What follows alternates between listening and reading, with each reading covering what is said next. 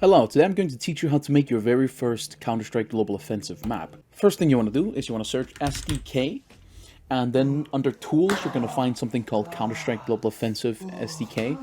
This is the editor that you're going to be using, and this is going to allow you to make a map. The software you're going to be using is called Hammer World Editor. You want to open that up. Once it opens, you want to just go up to File, New,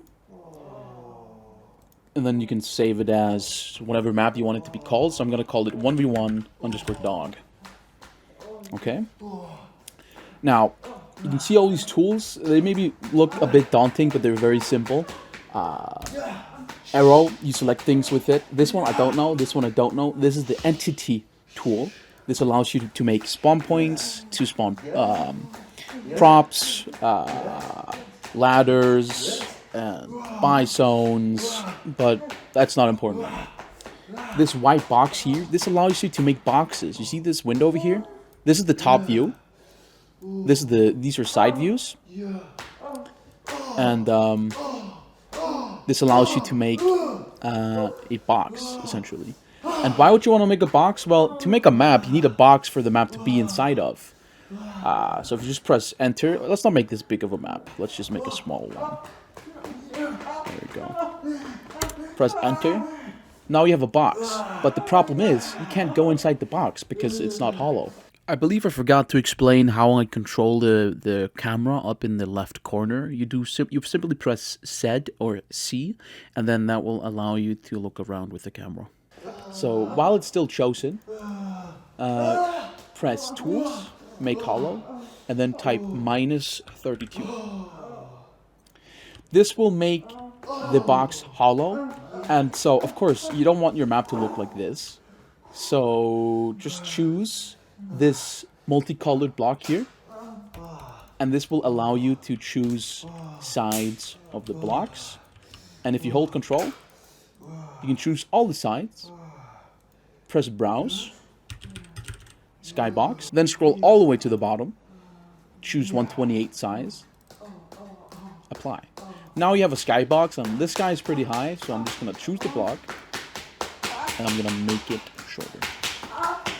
Once you've made this box, you can choose whatever texture you want to be the ground, and the texture I normally use to start off with is just the dev texture, so just click the same tool you use to make the skybox, browse, search dev in the filter, and you can find a gray texture that looks like this. And this also allows you to look at each block, and this actually also allows you to see if textures are going to line up with each other with these boxes here. You use the block tool to make obstacles, so you can make a box here if you want to.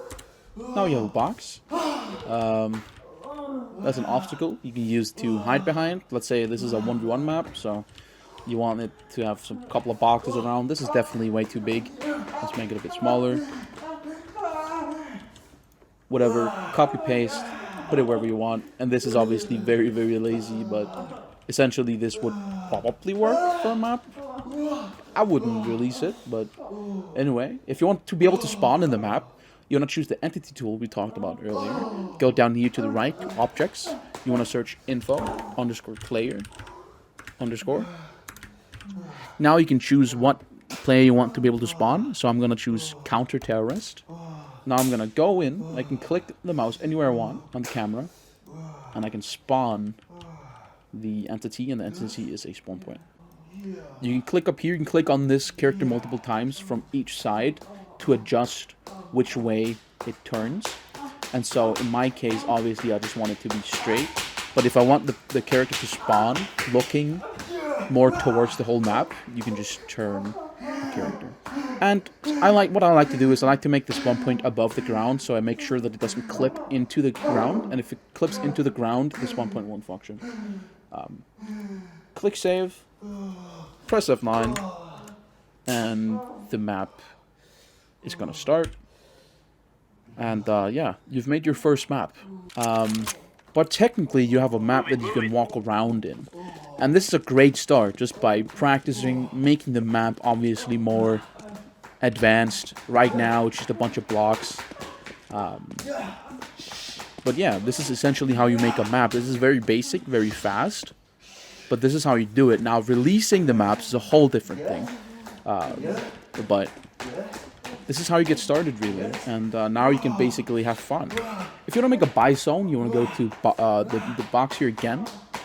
And then you want to type in triggers in the texture. Choose the orange one. Choose where you want the buy zone to be.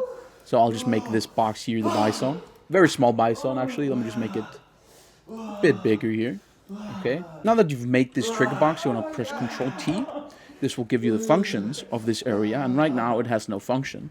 But if you search func underscore buy zone and press apply, now you have a buy zone. So if you start up the map once again by pressing F9 and spawn in, press B, now you can buy weapons. And this is pretty crucial to a 1v1 map. Now, if you don't want to play this alone, and you want a bot friend, once again, exactly the same thing.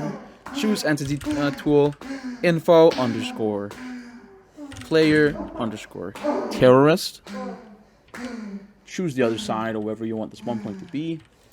If you want, oh shit, if you want him to be able to spawn as well, copy paste the buy zone, put it over here. There you go. Easy peasy. Start the map up again, and now you have a little friend you can play against. Now he's always going to spawn the same spawn point, because he only has that one spawn point. But if he had, let's say, 2 spawn points, he would be actively choosing between those randomly. So I'm dog shit at this game.